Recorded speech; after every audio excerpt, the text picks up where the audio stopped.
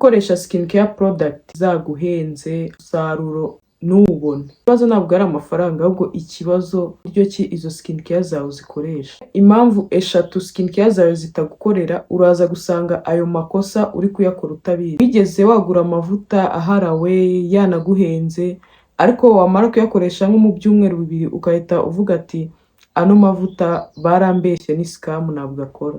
Wowe wenyine, hari abantu benshi icyo kibazo gikunda kubaho, iyo situation banayihoramo. Benshi batekereza ko amavuta kuba ahenze ako kanya bita bivuga ko azagukorera, azaguha umusaruro mwiza, ariko ukuri ni uko ushobora gukoresha product, ushobora gukoresha amavuta ahenze naguha umusaruro, ntagire ikintu na kimwe ahindura ku ruhu rwawe, undi yakoresha amavuta ahendutse ukabona uruhu rwiwe rubaye rwiza.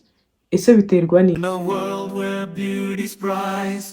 Yaquel is here, we've got the guide for skin so radiant, pure and bright. We'll be your partner day and night. ni ukutamenya skin type yawe. Kutamenya skin type yawe ni ikosa rikomeye cyane. Abantu benshi ntibazi ko tugira oil skin, tukagira dry skin, tukagira combination skin, tukagira normal skin, sensitive skin. Mbese ntabwo bazi ko izo skin type zibaho. We aba yumva ko amavuta akorera buri muntu wese. Niba ufite oil skin ugakoresha amavuta ya dry skin, icyo gihe amavuta azakorwa ari menshi kubera ko uruhu rwawe urimo urarwumisha, ntabwo uri kuruha amazi rukeneye, kubera ko iyo urwumishije n'amavuta akorwa ari menshi. Umuntu wa oil skin akenera gukoresha ibintu bituma amavuta ari ku ruhu rwiwe, amavuta uruhu rwe rukora aringanira. Urumva ko iyo uri gukoresha ibya dry skin ntabwo icyo kintu cyitaho, ntabwo amavuta yawe uri kuyaringaniza. Nanone niba ufite dry skin ugakoresha amavuta y'umuntu ufite oil skin, urumva ko amavuta uri kuyaringaniza, uri gukoresha ibintu bikugabanyiriza amavuta, kandi urabizi ko umuntu wa dry skin aba afite amavuta hafi ya nayo. Rero iyo gukoresha product za oil skin, uruhu rwawe rurushaho kumagara.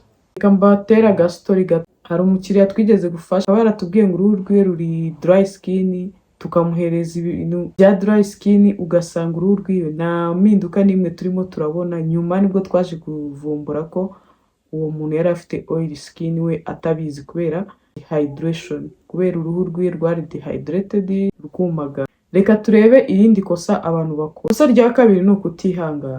Abantu benshi bakunda guhindagura amavuta, akayahindura nyuma y'icyumweru, nyuma y'ukwezi, kandi burya uruhu rwacu rwiyuburura mu minsi 28 cyangwa 40. Hari n'abo rwiyuburura mu minsi 60 bitewe n'imyaka cyangwa bitewe n'uko adakora exfoliation.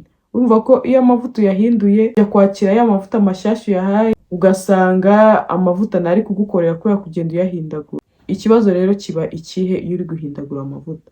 Hari igihe amavuta aba yenda kuguha result, aba yenda kuguha wa musaruro wifuza, wowe wayahindura n'uruhu narwo rukahita ruhinduka, rukajya kwakira ya mavuta mashyashya uruhaye, ugasanga ya mafaranga wari watakaje kuri ya mavuta wahinduye arahiye.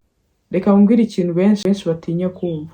Skincare ntabwo ari nko gusiga amarangi, ngo usize urukuta ngo ako kanya ruhise rwuma, ruhise rugira ishusho runaka. Hoya, skincare ifata igihe, kandi discipline yawe nayo iri mu bigena umusaruro amavuta azaguha. Niba rero uri umuntu uhindagura amavuta, biragoye ko wagira uruhu rwiza.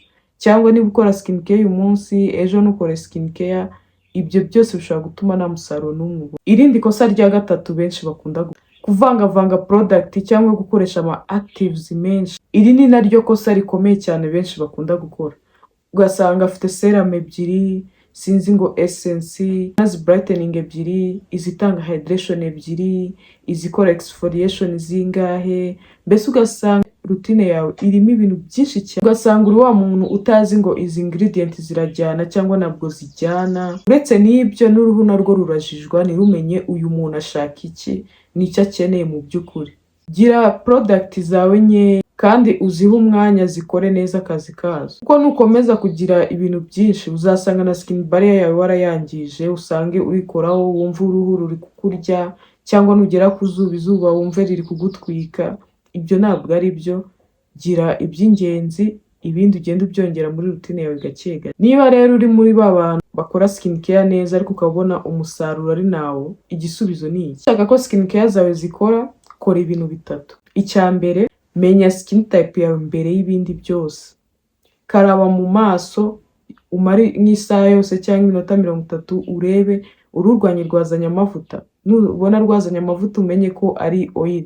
Niba nta mavuta ubwo ni dry cyangwa ni normal skin. Niba rutazanye amavuta ubwo ngubwo ugenzura urebe se rurumye cyane. Niba rwumye ni dry skin, niba rutumye ni normal skin.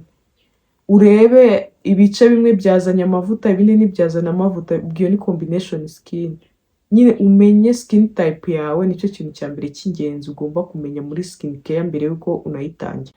Ikindi cya kabiri ugomba gukora ni ukwihangana. Skin care zawe ukajya uziha umwanya, ntuhindagura amavuta kandi ugakora skin care uko bikwiye. Niba ari iyo ku manywa uyikore, niba ari iya nijoro uyikore, ureke kujya uryama wisize ama makeup utayakuyeho, oya, ibyo ni amakuru. Ikindi cya gatatu wakora ni ukugabanya product, ukagira 3 z'ingenzi: cleanser, moisturizer hamwe na sunscreen ku manywa.